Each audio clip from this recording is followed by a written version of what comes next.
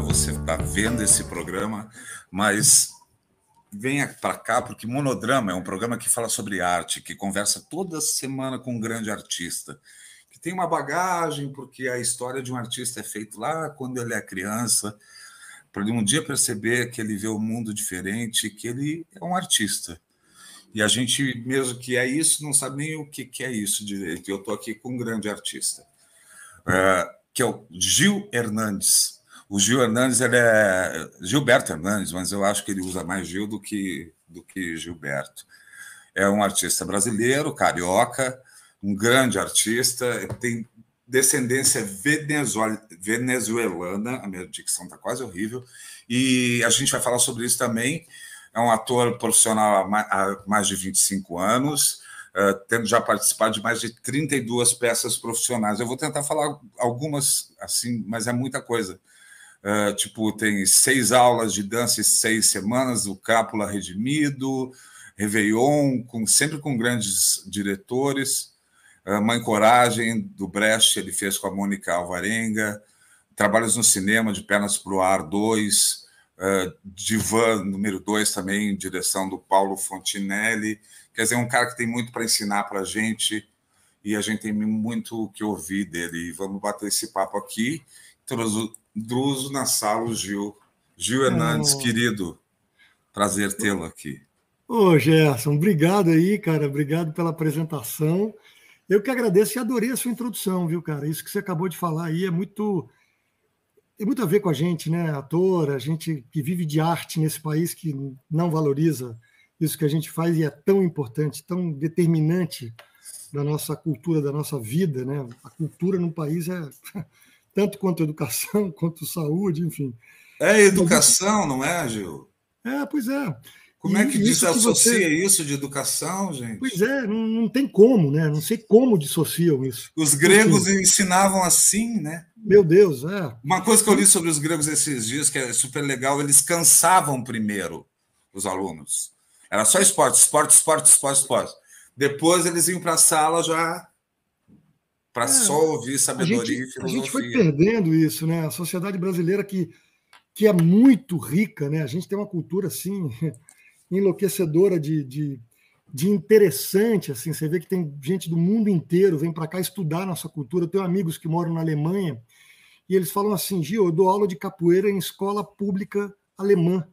E os caras vieram aqui e falam assim: como que no Brasil não ensinam capoeira na escola pública? Quer dizer, enfim, isso é só um. Agora, eu ia focar que você, na sua abertura, você falou assim, essa coisa do artista e tal.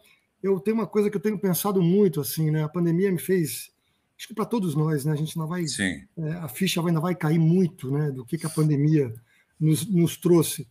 E eu tenho pensado assim, eu conto 25 anos de carreira de quando eu me formei na faculdade. E óbvio, eu fiz a faculdade em 5 anos, uma faculdade pública no Rio de Janeiro, uma federal do Rio, chamada Unirio. E eu conto assim, olha, eu levei 5 anos na faculdade. Mas olha, isso foi só o começo, porque a gente...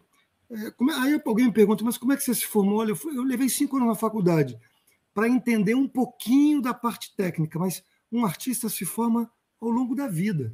A gente leva uma vida inteira para se tornar artista. Isso é uma coisa tão interessante no teatro, que eu considero o teatro a minha igreja, né? É a nossa missão, claro que sim. É o lugar onde eu me encontrei comigo mesmo, assim, na verdade, né?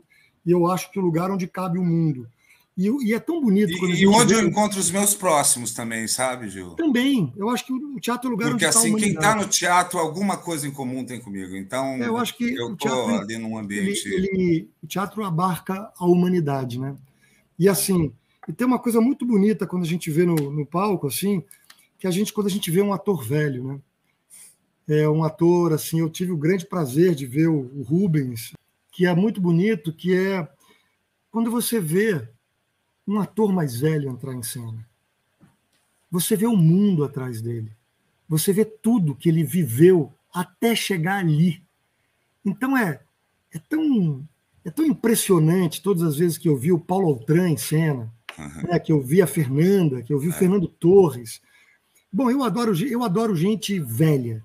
Eu acho que o velho é um livro aberto e isso é uma outra coisa aqui no Brasil, infelizmente, mas enfim, sou filho de índio, né?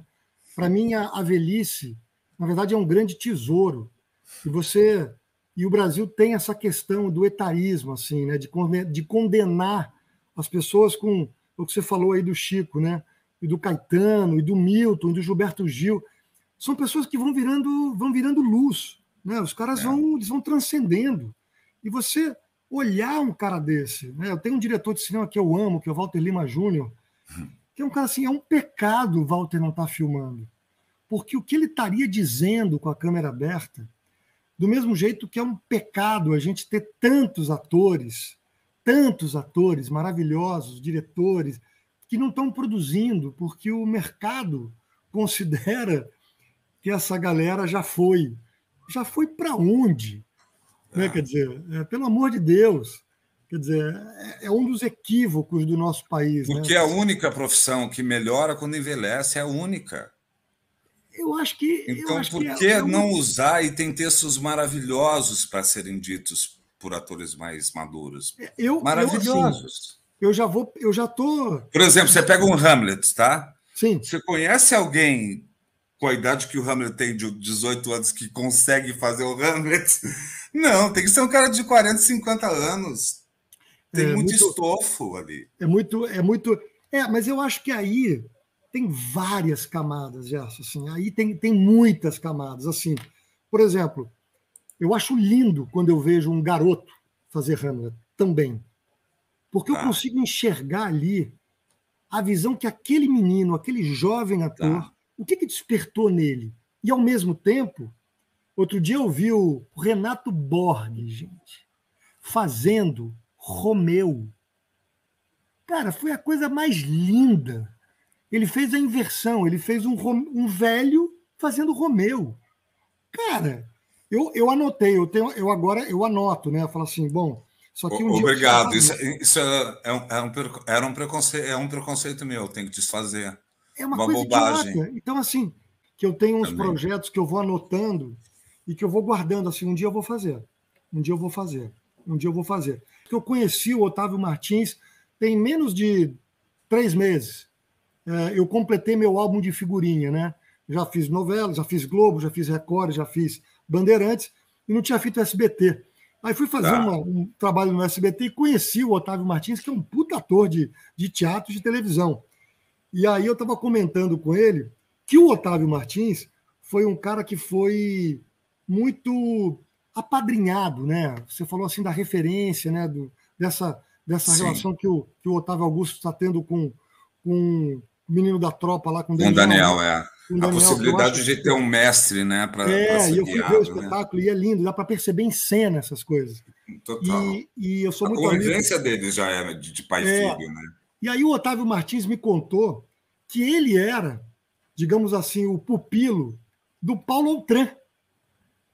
E o Paulo tinha uma certa, como é que chama? Não é ciúme, não era inveja, ciúme. E aí, quando o Otávio resolveu fazer o primeiro monólogo dele, o Paulo ficou uma fera. Engraçadíssimo. O Paulo ficou muito bravo e deixou de ver, foi ver no último dia. E aí o Otávio me contando as gargalhadas. Porque assim, o Otávio, imagina, Paulo foi a grande referência, Paulo Outram. Poxa vida, o Paulo não veio ver ainda meu monólogo. E aí, num dos últimos dias, o Paulo foi ver, aí o Otávio... E aí, o que você acha? Aí o Paulo, muito mal-humorado, você tá ótimo. Ele ficou nas gargalhadas, tipo, porra, como assim? Falou, você tá ótimo, tá. Mas você não tinha nada que fazer esse monólogo agora, porque você tinha uma outra peça para fazer comigo.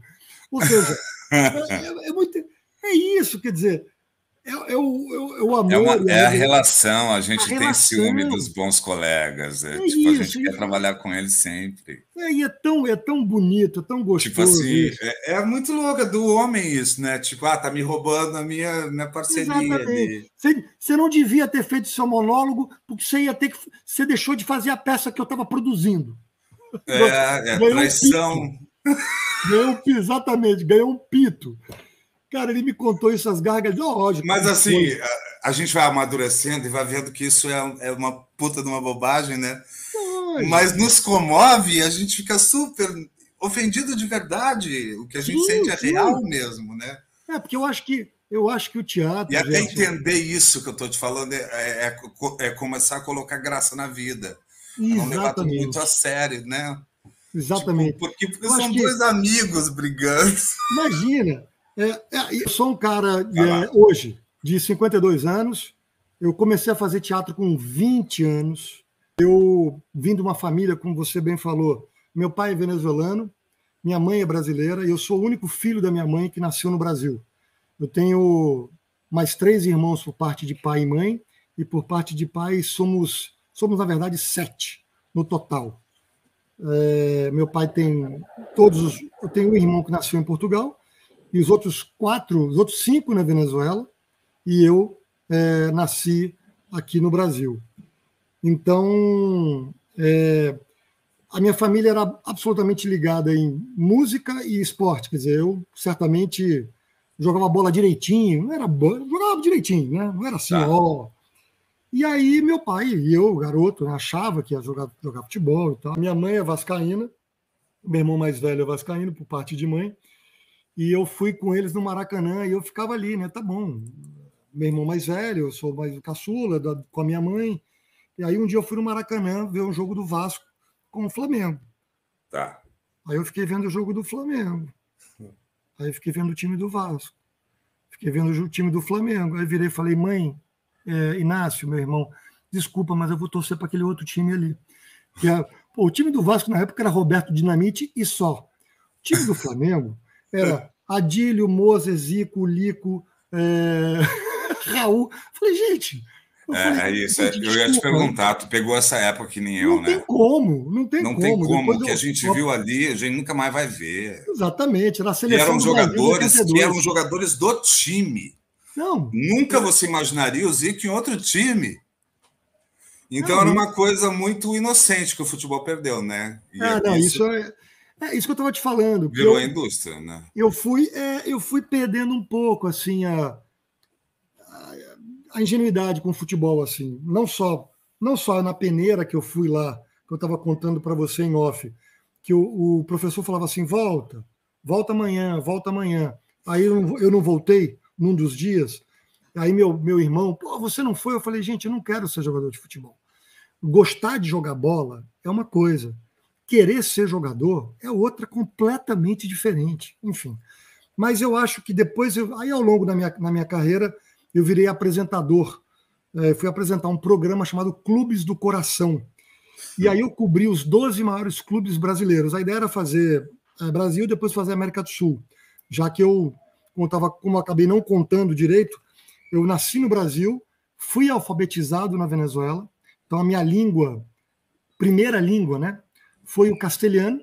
Depois eu lembro que meus pais se separaram, eu voltei para o Brasil, estava na terceira série. E eu não falava uma linha de português, que minha mãe lá não falava português. Então, eu lembro de chegar aqui na sala de aula, Gerson, e eu brinco que eu não sabia, né? Mas eu já estava fazendo laboratório de surdo-mudo, porque eu ouvia o ruído na sala de aula, olhava para a boca da professora e não entendia absolutamente nada. Porque E aí, só que nessa idade, com 8 anos, acho que o cérebro é muito rápido. Então, assim, cara, acho que com menos de 2 meses eu já estava falando. É óbvio que depois eu fui visitar meu pai inúmeras vezes na Venezuela, que eu acho que, como eu tive muito pouco contato com ele, eu sentia muita necessidade, né, na minha adolescência, fazia muita falta, né, a presença do meu pai. Então eu fui muito visitar ele.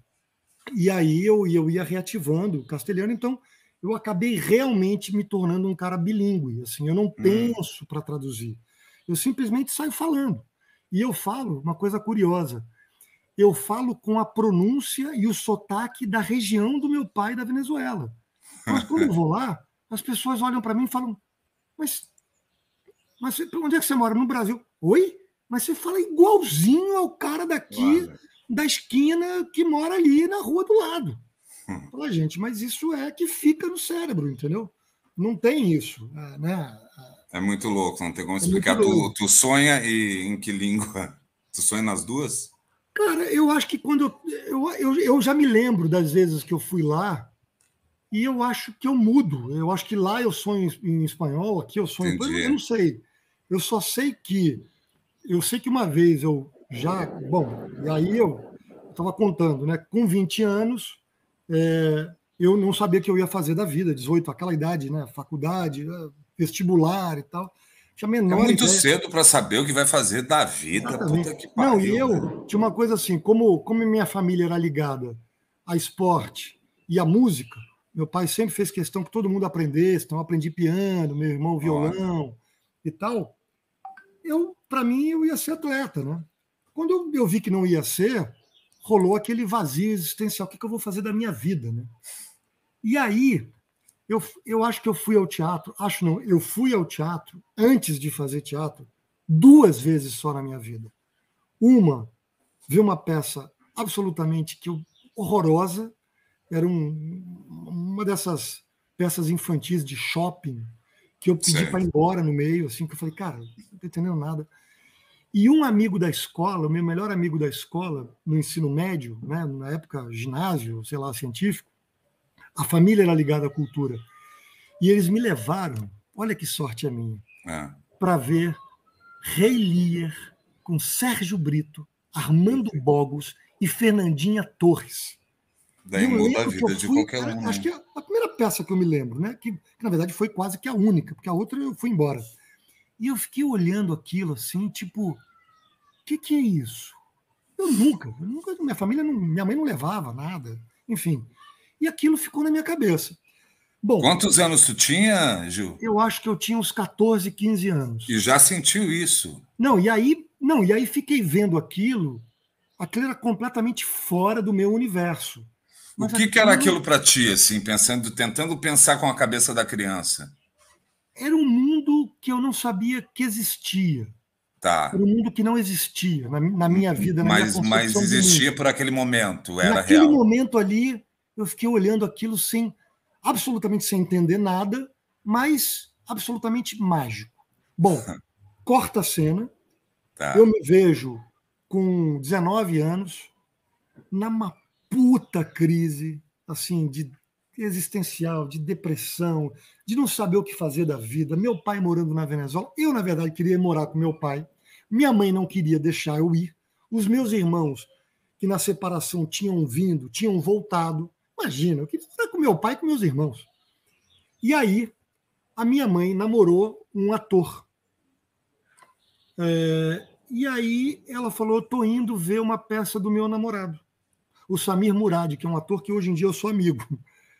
E aí eu fui ver a peça nos escombros da Fundição Progresso.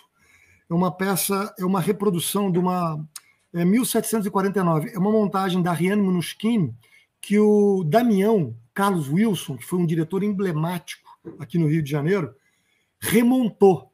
E aí Tá. nessa peça tinha somente o pessoal da CIA dos atores, uma galera foda do Rio, e eu, imagina, foi a segunda peça que eu vi. E aí eu olhei aquela peça assim, tipo.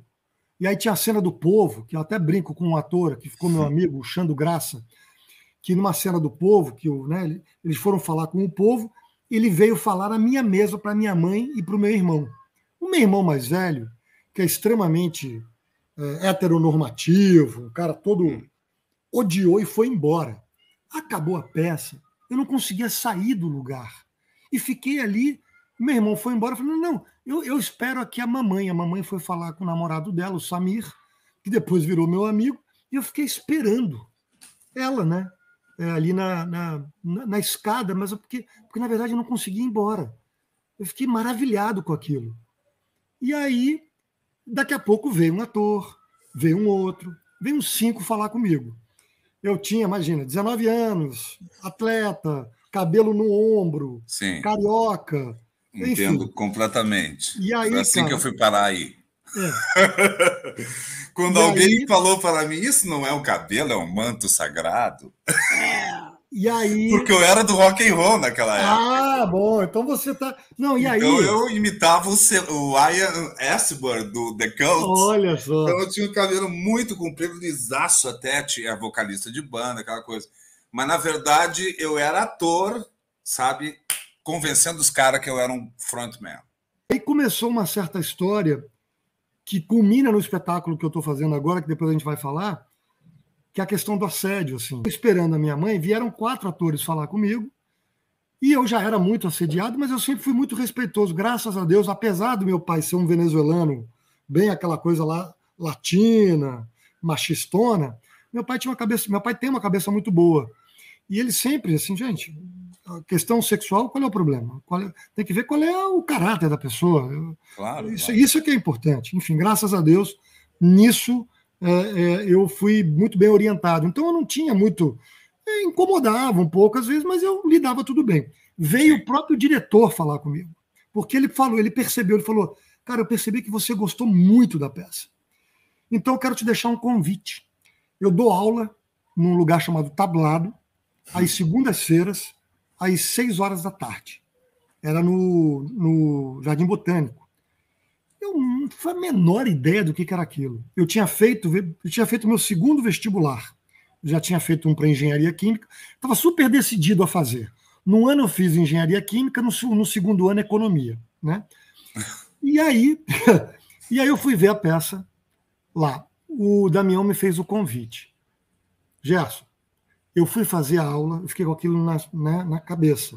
A peça foi em dezembro. E em fevereiro, antes de começar a economia que eu tinha passado, eu caí na aula de teatro. No primeiro exercício, eu olhei, fazendo exercício, eu quero fazer isso. Onde é que faz isso? O cara falou, aqui. Você faz aula aqui comigo, uma vez por semana. E aí, eu voltei para casa e falei, mãe, eu não vou mais fazer a faculdade de economia. Como assim? Eu não quero, não. Eu quero descobrir o que é o teatro. Então, o teatro chegou na minha vida quando eu tinha 20 anos de idade.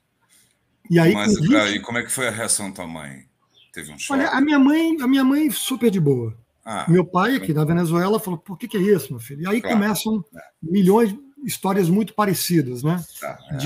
Mas o que é isso? Né? Aquele preconceito, vai virar viado. Tipo, na verdade, o que seria o anormal é a pessoa aceitar, né? A minha mãe, na sociedade que a gente vive. Minha mãe é uma aquariana muito porra louca no bom sentido, assim. Ela olhou para mim e falou, olha, eu sempre achei que você ia fazer alguma coisa ligada a isso. Mas, meu filho, vai fundo, ué. Meu pai, obviamente, na Venezuela ficou desesperado, depois virou o maior fã, como todos ficam, né? Depois falou, meu filho, aí quando viu o primeiro trabalho, falou, nossa, enfim. Mas aí começa toda uma trajetória, que é uma trajetória de realmente, como eu falei, eu descobri um mundo novo. O teatro me fez entender quem eu era. É daí que vem a importância, por isso que eu chamo de igreja, no sentido de que ali que eu descobri quem eu realmente era, o que eu realmente pensava do mundo, me fez começar... Porque é um templo de autoconhecimento. Exatamente. Senão você não faz nada. Exatamente. Você vai ter que crafunchar os tuas piores feridas e dores e jogar para a galera, porque esse é o material. Eu tenho 2 filhas, né? Uma já com 14 e uma com 10. E eu falo para elas, filha, na hora que vocês quiserem fazer teatro, e não se sintam, pelo amor de Deus, na obrigação de pensar em seguir carreira. Eu acho uma bobagem quando as pessoas falam que, tipo, vai fazer para ser profissional, porque daí é o que eu pergunto na primeira aula, eu pergunto para os alunos, vocês já foram no teatro? Quase ninguém levanta a mão. Por que vocês estão aqui? Né? E daí eu fico perguntando por quê? Vocês não amam o teatro. Vocês antes têm que ensinar vocês a amarem o teatro, que é muito fácil, né? É muito fácil, porque o teatro é apaixonante.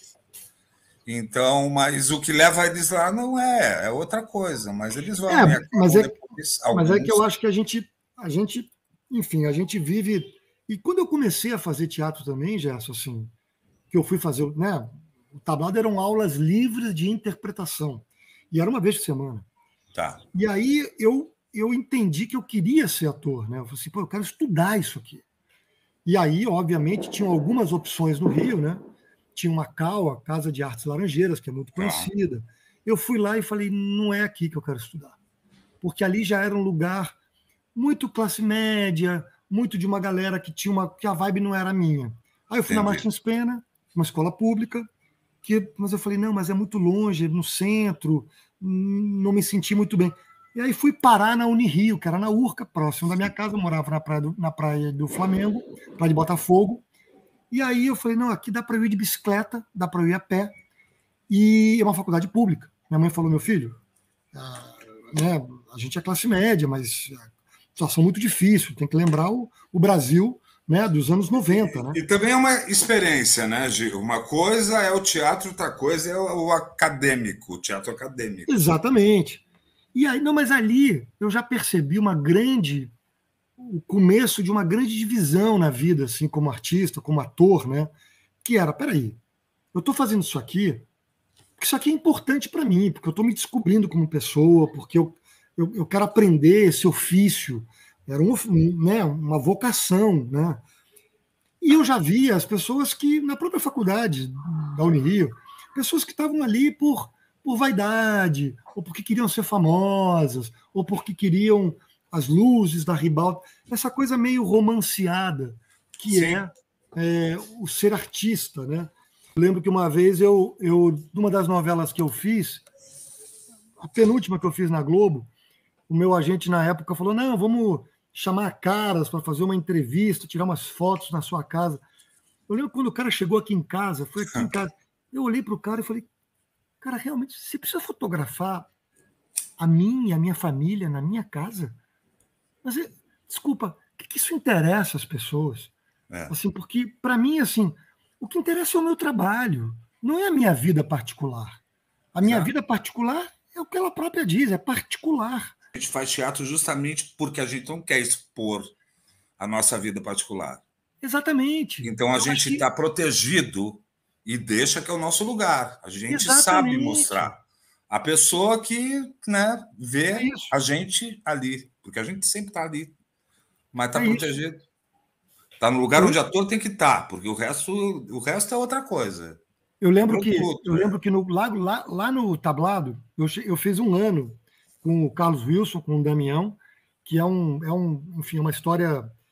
Enfim, tem muitos. Foi meu primeiro professor, eu sou muito grato a tudo que eu aprendi, mas era um homossexual, e naquela época, nos anos 90, no Rio,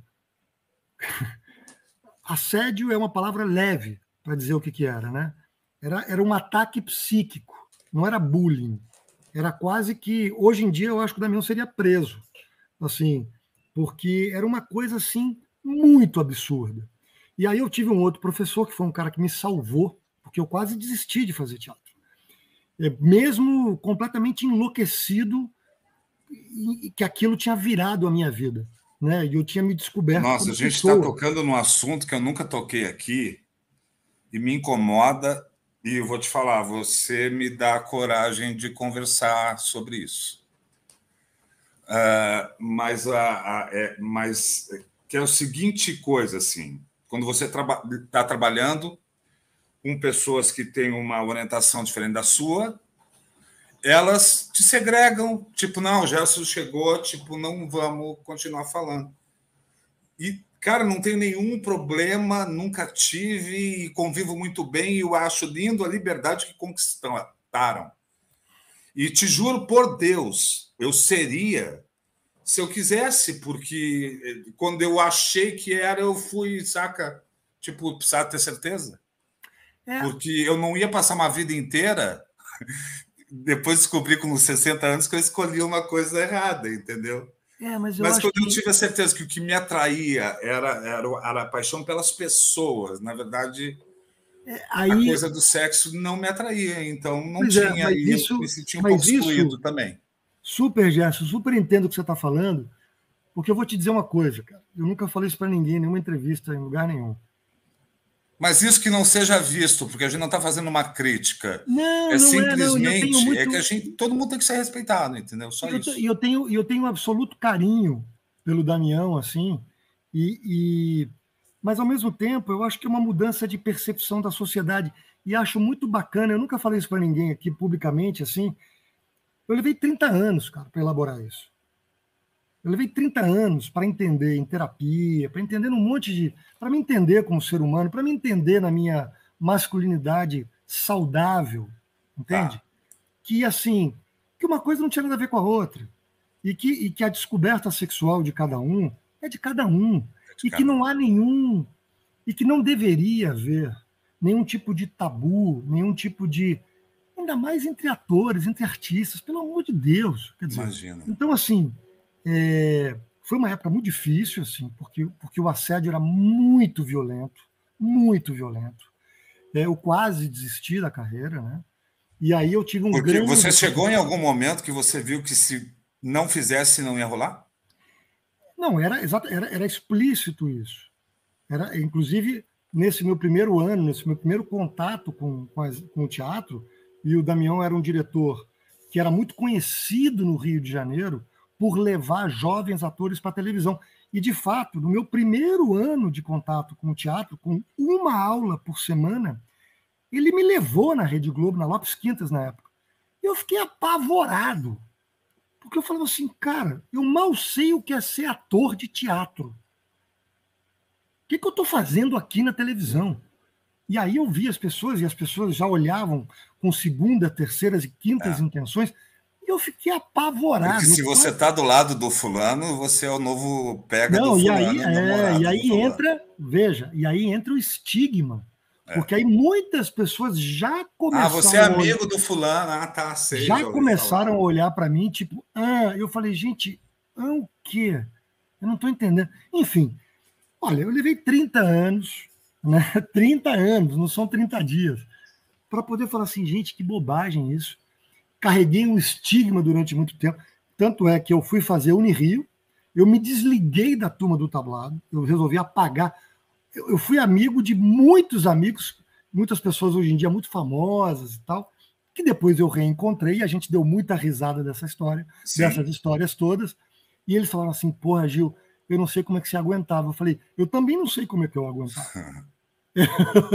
Entende? Quer dizer... Porque como a gente vive num ambiente de liberdade, né, o limite, às vezes, desaparece. Então, é quase agressivo, né? Exatamente. Não, eu brinco que o Leonardo Brício, né, que é um ator, diretor maravilhoso, que viveu essa mesma época, o Du Moscovis, o Celton, são todos meus amigos. E eles falaram para mim assim, Gil, eu não sei como é que você aguentava, cara. Porque, assim, aí tem todo um recorte. Bom, eu era um cara da Praia de Botafogo, né, da Zona Sul, mas uma Zona Sul que não é muito Zona Sul dentro do Rio. E aí eu estou falando para você, lembrando daquele papo inicial do fazer sucesso no Brasil é pecado, é ofensa. Né? Isso. Que assim, eu era um cara de uma Zona Sul que não era muito considerada a Zona Sul no Rio. Né? A Zona Sul é Ipanema, Gávea, Jardim Botânico, Leblon, Copacabana, Ipanema. Botafogo é quase Zona Norte. Sim, se está na divisa, joga eles para lá. E aí... E eu não era ligado a ninguém da área. Eu era um garoto que apareceu ali de paraquedas. Todos os outros meninos, o Celto já tinha sido ator mirim, puta dublador, e é um puta ator e diretor. Puta ator, puta artista em tudo. Né? O Du Moscovis, o Pedro Também Vasconcelos. Impressionante o Du Moscovis. O Berdan Júnior. Uma galera, todos eles já vinham de uma escola e já estavam meio... preparados e gatos escaldados ali para lidar com aquele assédio. Eu, cara, não tinha menor ferramental para lidar com aquilo. Então, cara, assim... Mas, enfim... Porque é uma situação delicada, né? Super. Porque é o meu professor. Tipo... Então fica Tudo tem um preço, que chato, não era para ser. A gente está falando do arte. De qualquer maneira, o que eu quero dizer com isso tudo é... Eu absolutamente... guardo nenhuma mágoa, nenhum rancor. Eu acho que isso, pelo contrário, Gerson, eu acho que isso me forjou como ser humano. Eu acredito muito nisso. Né? Eu acho que as dificuldades na vida, elas vêm, na verdade, como aprendizado. É lógico. Então, tudo isso vai acumulando. Você vai... O Kobe Bryant, que foi um jogador de basquete, faleceu não tem muito tempo, e ele tem essa frase, ele fala assim, a dificuldade, na verdade, é o meu grande mentor, sempre foi na vida. As dificuldades são o nosso grande tesouro. Você já não criou coisas absurdas quando deu um branco numa tipo, não tem para onde ir e vai. Eu acho que os momentos mais lindos que eu já vi no teatro e já vivi, eles aconteceram de situações em que alguma cagada aconteceu. Sabe o que eu falo para os meus alunos? Só existe o erro dependendo do que você fizer depois. Porque ninguém sabe o texto, entendeu? Opa! Isso me lembrou uma entrevista que quando eu estava no Tablado, antes de ir para o Unirio, uma colega do Tablado me deu uns livros de depoimentos de atores, do Simon Cury, não sei se você já leu, Atrás das Máscaras. Tá. Eu tenho até hoje esses livros. E depois ele fez também das grandes atrizes brasileiras. E ele fez 2 volumes de atores, e aí era, cara, Leonardo Vilar, meu Deus, Raul Cortez, Ítalo Rossi, enfim, grandes atores. Depois ele fez grandes atrizes. E eu lembro de histórias tão absolutamente geniais contadas por eles no livro. Até hoje eu releio os livros e falo, gente, é inacreditável que aconteceu isso. E as histórias que eles contam de coisas absurdas que aconteceram no teatro, de improvisações. Ó, tem uma que eu vou contar aqui para você que é genial. Eu não lembro qual era a peça. E acho que foi o Ítalo Rossi que contou. Ele diz assim: determinada peça, em determinado momento, o primeiro ato da peça inteiro era a chegada de um personagem, né? Que obviamente, o segundo ato da peça era a presença daquele ator. E aí, eis que, antes de fechar o pano, entra um ator que faz. E fulano? Ele devia dizer, fulano não vem.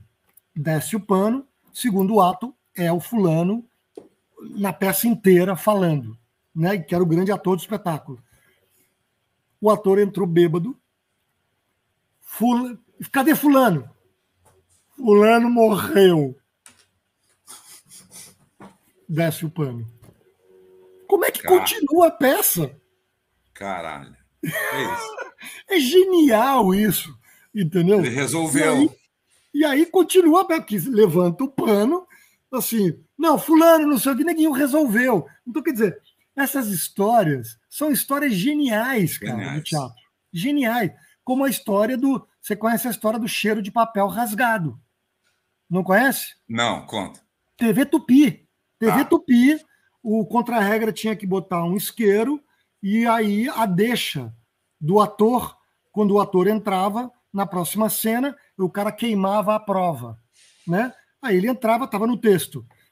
Ele entrava, sentia o cheiro e falava, que cheiro de papel queimado. Só que o contra-regra esqueceu de botar o isqueiro. O ator improvisou. Eu preciso destruir a prova. Rasgou. Quando o ator entrou, TV Tupi, TV ao vivo. Ao vivo? O cara entra, viu que o cara não queimou. Que cheiro de papel rasgado. Gente, é sensacional isso. É sensacional. Sensacional isso. Olha só, eu vou fazer um filme que era muito pesado, porque era um filme sobre pedofilia, era só eu e um ator, e o diretor pediu para mim, assim, simplesmente isso. Você vai fazer o pedófilo do filme, mas o teu dever e obrigação é fazer com que esse cara não seja odiado. Nossa! Nossa! Como assim? Te mando o link depois, porque não é uma coisa que eu mando para todo assistir. mundo.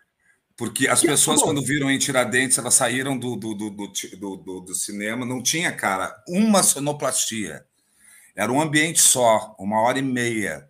Uau! Só eu. Quer dizer, não tem sonoplastia, era só eu e o menino, e a relação era suave e leve. Nossa! Então aquilo foi para um outro lugar. Nossa! Tipo do cara ser condenado pelo desejo que ele sente.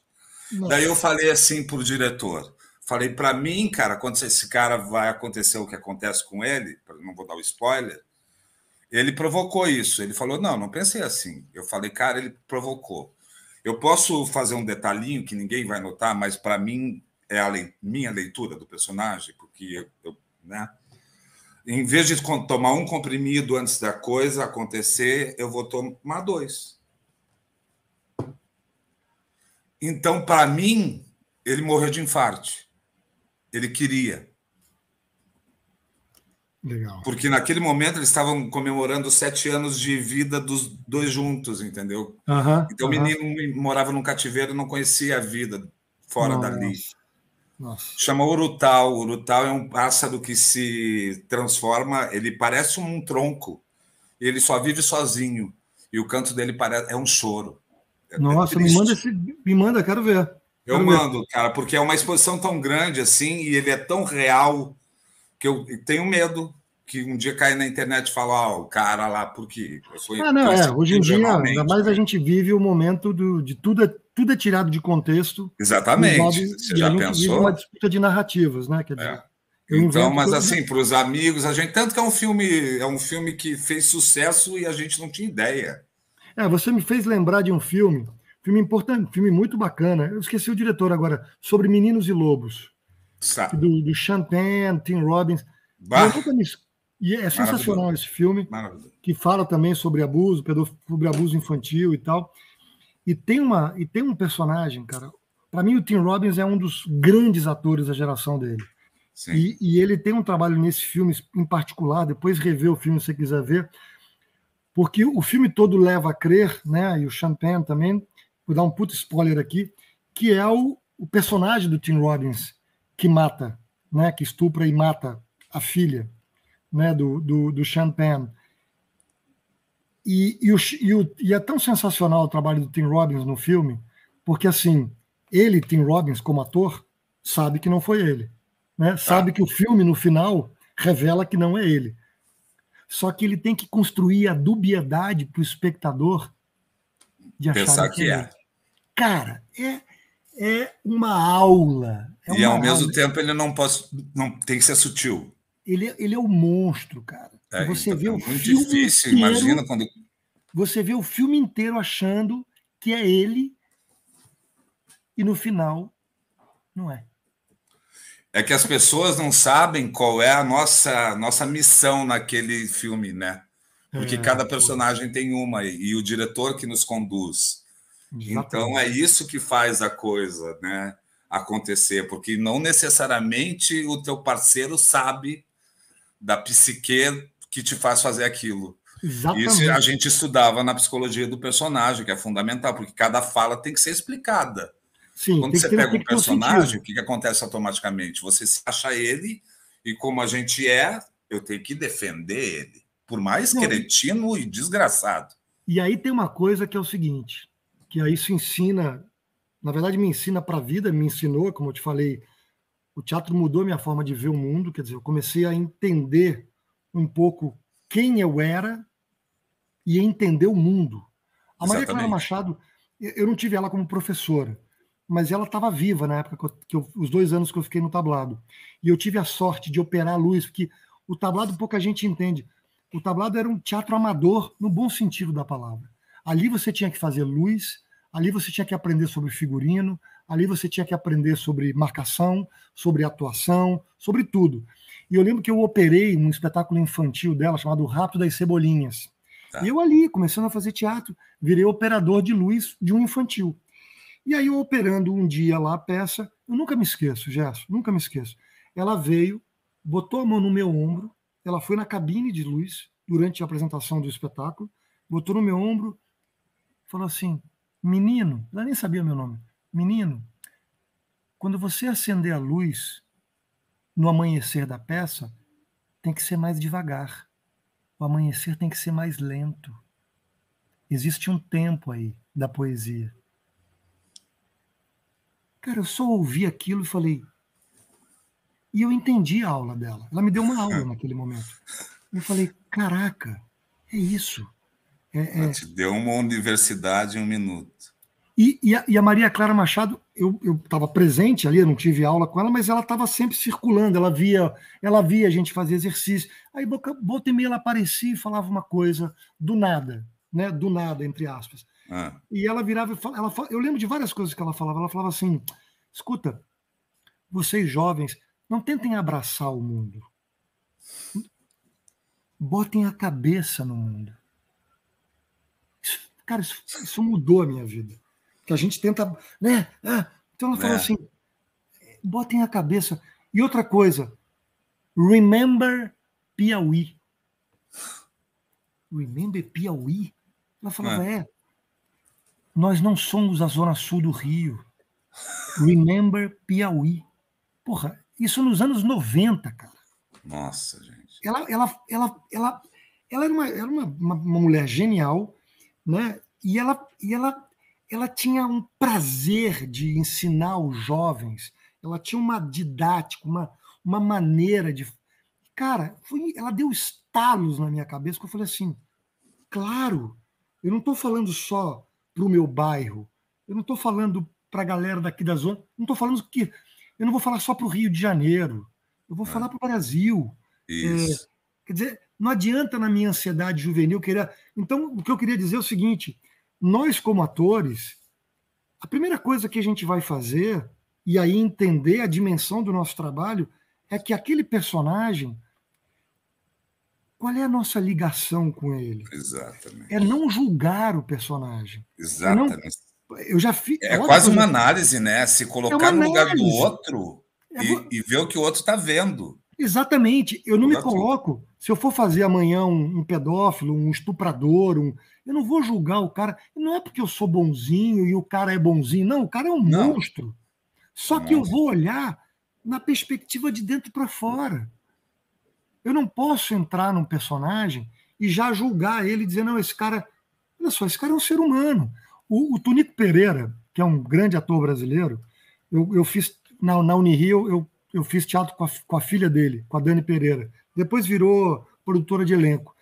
E eu tive o convívio com o Tunico poucas vezes, né? No convívio com a Dani. E ele é um cara genial. Muito anárquico, muito louco, mas genial. E uma vez ele falou um negócio que eu nunca esqueci, Gerson.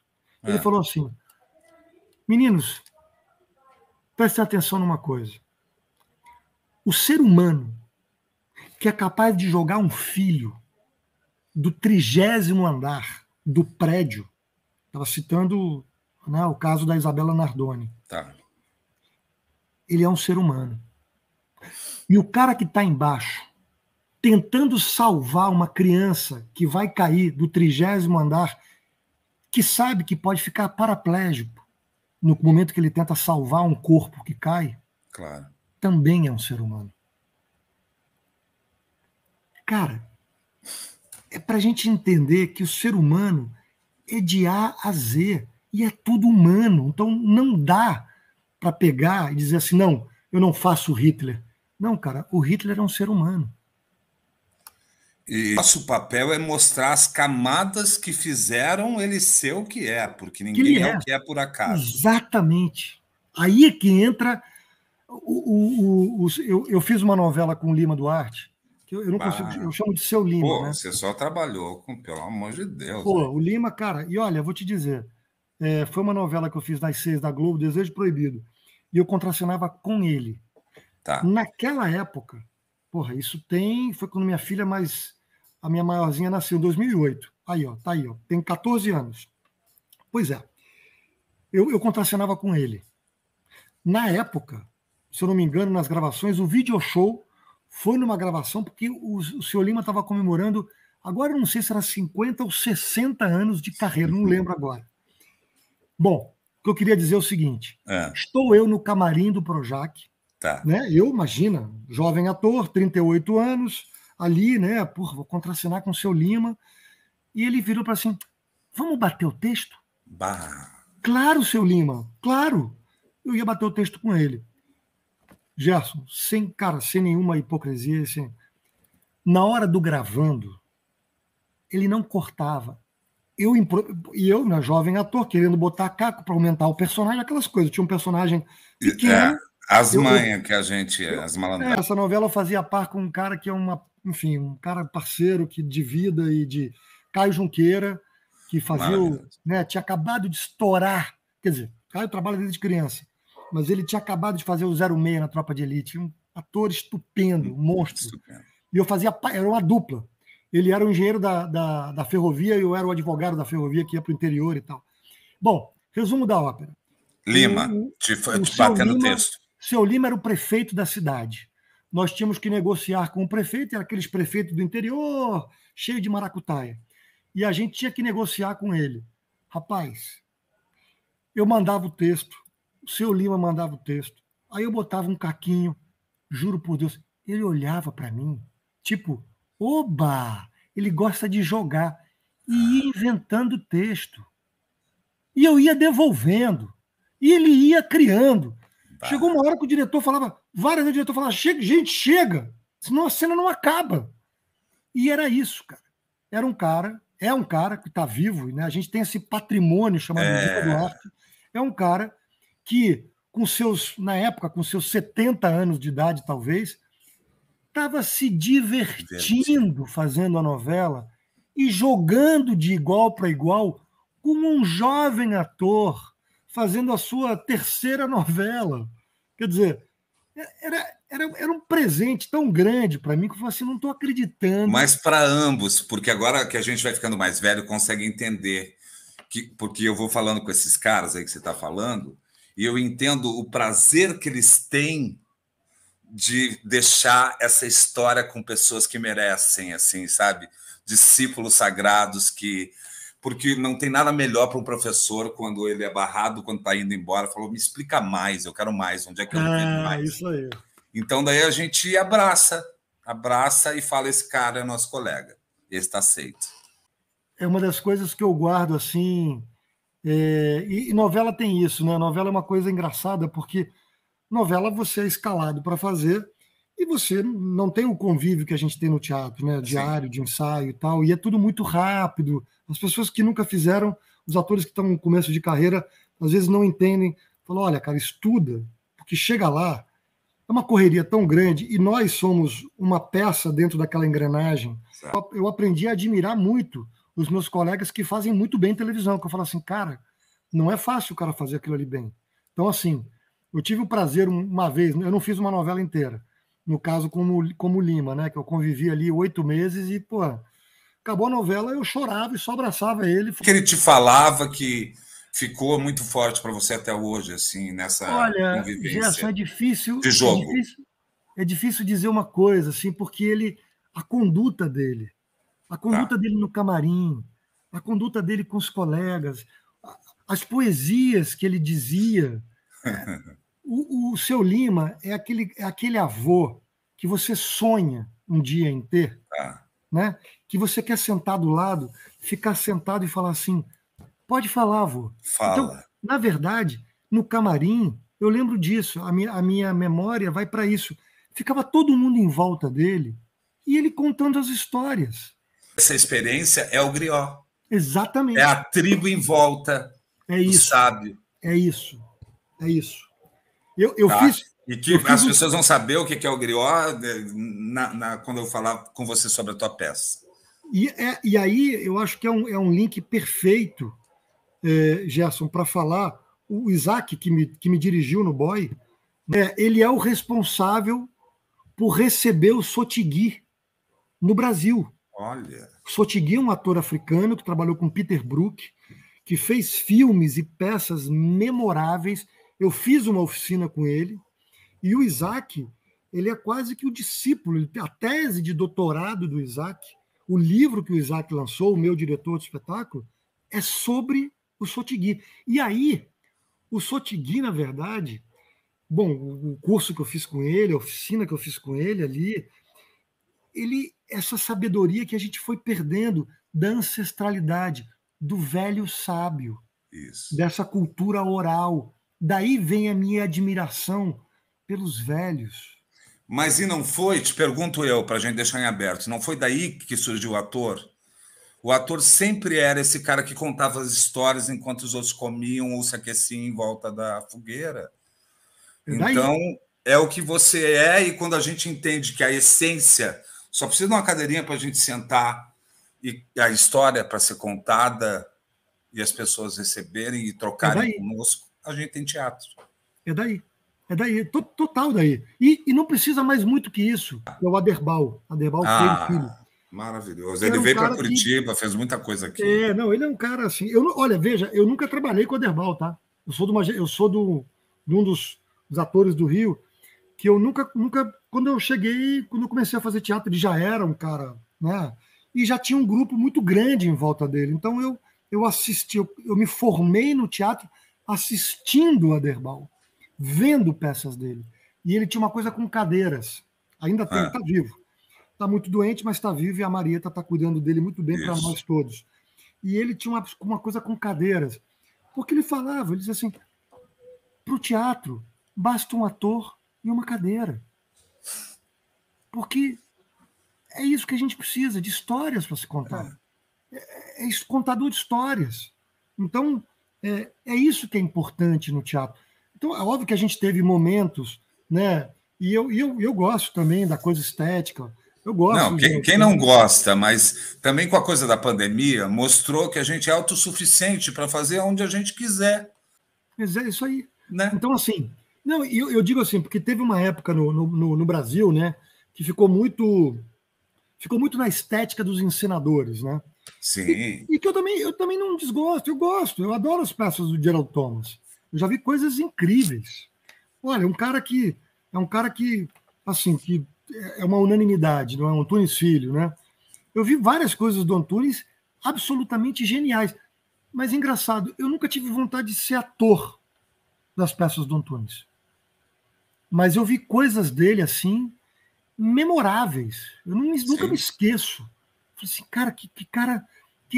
Mas porque é isso, é o esteta do teatro, né? O cara que. E dizem até que ele era né? Eu nunca trabalhei com ele, que era um diretor de atores genial também. Eu não conheço esse. Eu via peças dele e atores maravilhosos, né? Atores, né? A gente tem vários atores colegas que me falaram, não, ele era muito bom dirigindo também a gente e tal.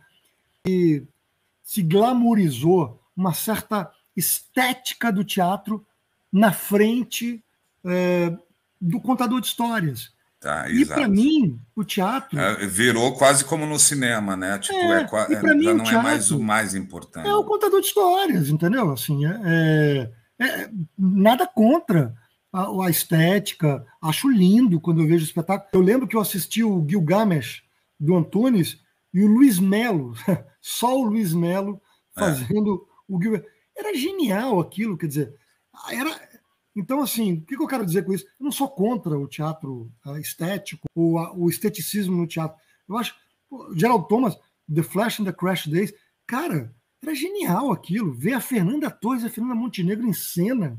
Era um negócio assim, e naquela luz, naquela coisa estética linda que o Gerald cria, né?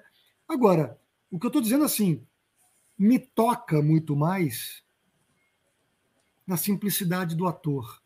Então, assim, quando a gente junta os dois, e a gente já saiu desse momento do teatro, a gente voltou um pouco ao teatro mais essencial, no sentido... eu brinco o seguinte, para mim não existe teatrão, teatro de vanguarda, teatro... Não, então era o que eu ia falar para você, não exclui nada, teatro, só acrescenta. Existe teatro. Se é bom, ele chega. Se ele é bom, ele comunica. Se não é legal, não comunica. Simples assim. Então é isso, meu querido. Muito obrigado. Olha, foi um prazer imenso te conhecer melhor. E quando a gente falar sobre o teu espetáculo, a gente vai linkar com coisas que foram faladas nessa entrevista. Maravilha, porque maravilha. O tema que você está tocando é muito interessante. A questão da diversidade. As pessoas não veem o que ela realmente significa. E a gente vai falar sobre isso. Tá bom. Falou, querido? Imagina. Maravilha. Então, o teu espetáculo estreia quando? Bom, ele estreia dia 13 de novembro. Dá o serviço aí. Vamos lá. O Boy estreia no dia 3 de novembro no Galeria Café, em São Paulo, que fica na Praça Benedito Calixto, número 103. Eu vou fazer todas as quintas e sextas de novembro, às 21 horas. O Boy é um monólogo, um texto do Rogério Correia e com direção de Isaac Bernard. Maravilhoso, que a gente vai falar sobre ele no próximo Agenda. Tá bom, querido? Maravilha. Obrigado. E fique em paz, na luz sempre. Valeu, você também. Pessoal, a gente semana que vem estamos de volta com mais um grande convidado. Para continuar propagando a arte de artistas da mais alta qualidade, o Monodrama sobrevive de contribuições. Você pode nos apoiar, mas só se desejar. A chave Pix do canal é canalmonodrama@gmail.com. Ah, e não esquece de deixar teu comentário. Até a próxima.